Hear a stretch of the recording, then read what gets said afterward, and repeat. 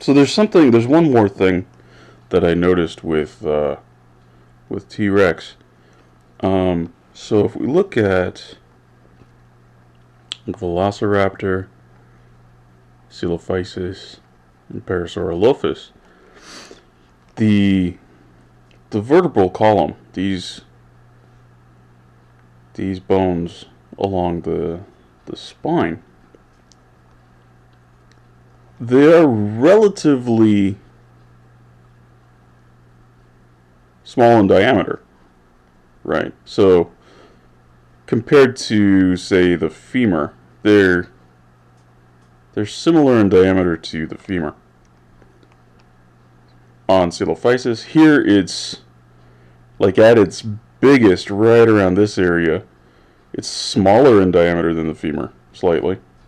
Maybe right about the same like the narrowest point. This is like a big muscle attachment right here for pulling the leg back. So this guy's going to have a real strong ability to kick off and move forward. So he's probably a decently fast runner. But like down here where it's narrower, that's fairly close to this. Coelophysis, kind of the whole like cross section of the shaft of the femur is kind of comparable to this spine here. The neck is perhaps a little beefier, although it's hard to tell because of these guys here, these little pieces that come off, the little analogs to the ribs. Velociraptor. It looks like the Velociraptor's spine is perhaps a little more delicate. Right, this isn't... So it's using its legs primarily to handle impacts, to handle hits on the prey. And then it's using its face mostly to rip, to pull back towards its body. Here, kind of a little more balanced. Here, a little more balanced. But if we look at T-Rex, look at this. The diameter of this is significant. It is, at the small end, it's comparable to the femur. This spine is formidable. This spine is built to take impact and support a lot of force. Why? Why is this spine built this way? And if we look, the sauropod is sort of built similarly.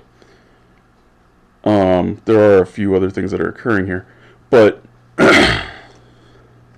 compared to this guy, compared to this guy, compared to this guy, look at this. Look at how beefy that spine is.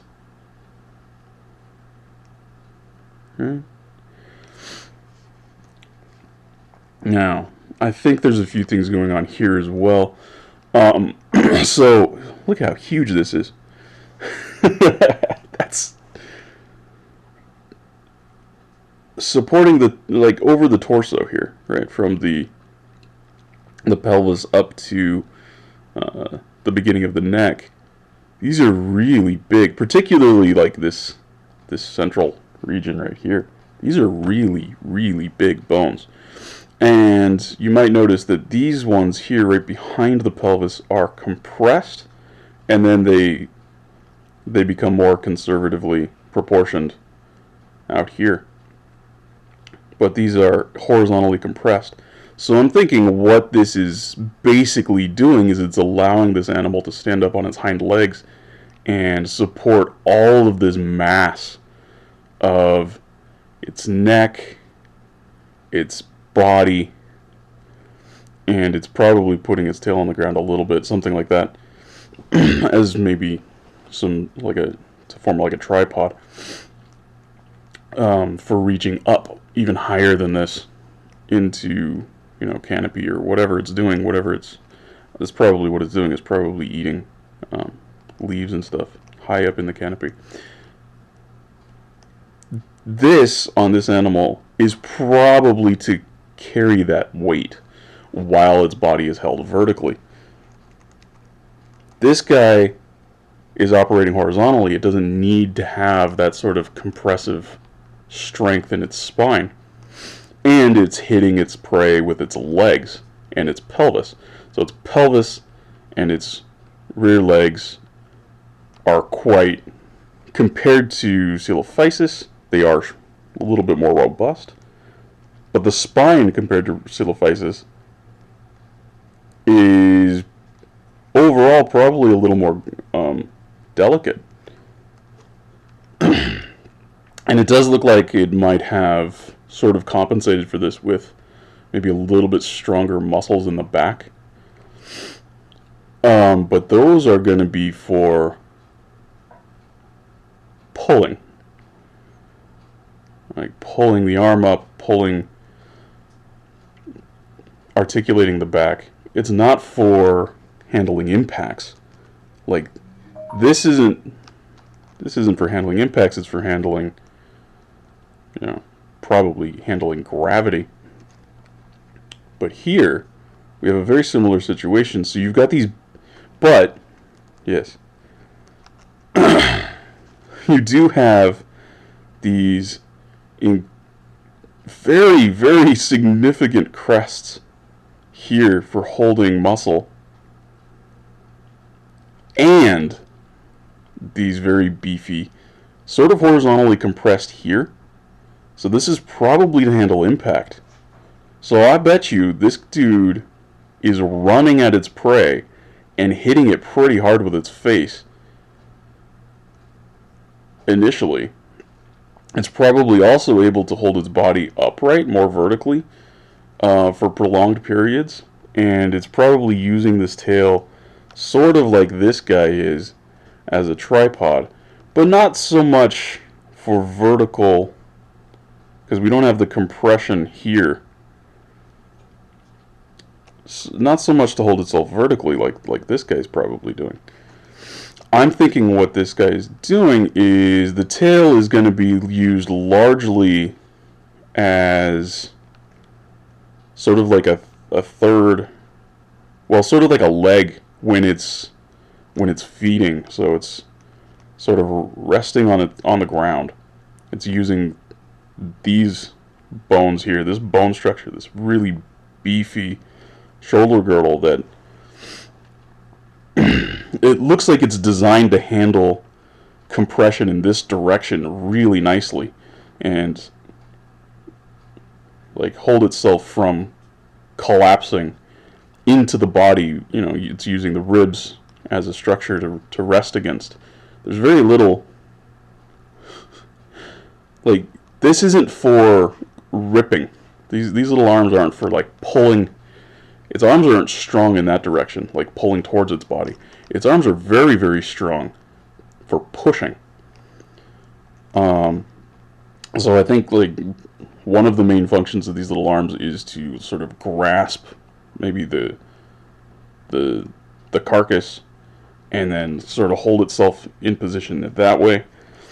And then it's resting on the ground here, and then it's using its rear legs and its face to rip at the body, and then it's using this tail as sort of to prop itself up back here so that it doesn't slide around, right? So these help anchor it, and the tail helps anchor it and position it and maybe move it around as it needs to. So this really beefy spine here is potentially there to handle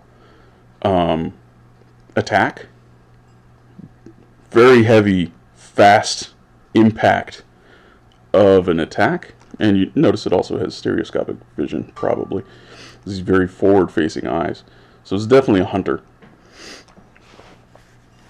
So it's probably hitting hard and fast, and that's probably one of the reasons that the skull is so strong, so beefy, so like crocodilian in its mass. It's probably using its face as something of a hammer.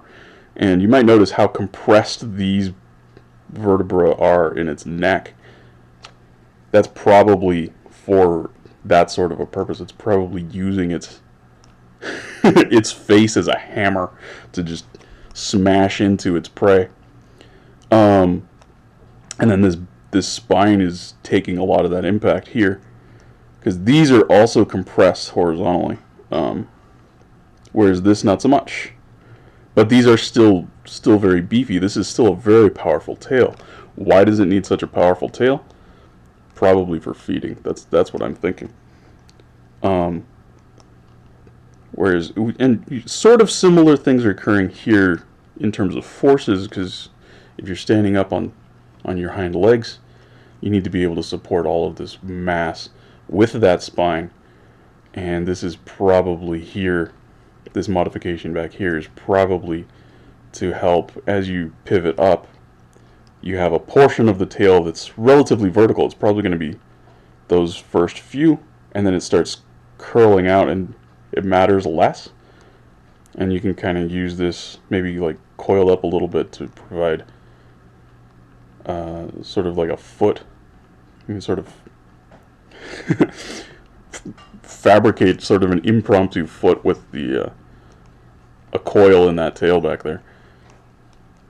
But depending on the height that you want to get at, maintaining this is very well articulated is going to be useful, because you can shape it to whatever the terrain is, or however you're orienting the body to stabilize yourself. Velociraptor doesn't need to do that. Velociraptor's tail is rigid because it's not using its spine in that manner at all. Coelophysis is probably facultatively capable of doing these sorts of things from time to time, but it's probably more of a generalist. And like these guys have all sort of specialized in different behaviors that Coelophysis could facultatively do, right? So Coelophysis has this very long neck, very much like the sauropod, right? So you develop sort of an herbivore version of this body plan and start growing it large, and you see how that specialization, these changes are going to happen. You take this and you develop it to hit its prey hard with its face and work the prey, hold onto the carcass with the front feet and work the carcass with the rear feet and the face, and develop large size, and you're starting to specialize in this direction. If you take this body plan and you start attacking primarily with the rear legs and sort of using the front arms to control balance, because I mean, even if you don't have like feathers or whatever that are like wing-like out here, you can, moving the arms around, it helps maintain balance. You start developing and using your tail as sort of a rudder to, like, your tail and your arms to maintain balance and control your direction. You start specializing like Velociraptor, right? If you become an herbivore and you're just, sort of chilling out and you're maintaining this quadrupedal stance, you start specializing in this direction. These all make sense as if Coelophysis is facultatively capable of being a quadruped or a biped, facultatively capable of running quite fast, facultatively capable of using its feet and its head, or just its feet, or like, it all makes sense.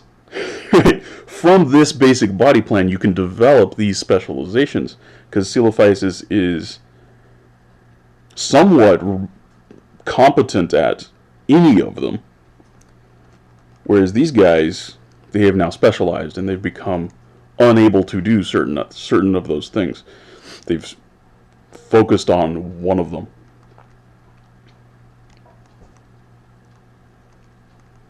I think that's fairly reasonable. I think something along those lines is what's going on, and something you might notice in these the relatives of this guy here. So you have things like the ceratopsians, the duck-billed dinosaurs like this guy. I can't think of what they're called. The guys who they like smash heads together. I can't remember what they're called.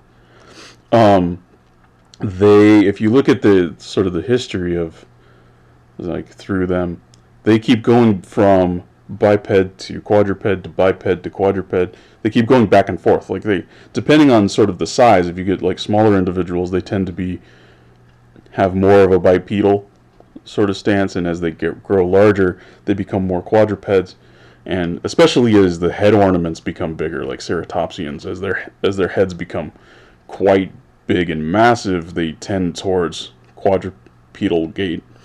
But if the early ones that have, relatively small frills and their body plans are very relatively smaller, they seem to be able to go between, sort of like Silophysis, between a bipedal and a quadrupedal gait, or perhaps some of them even preferring a bipedal gait.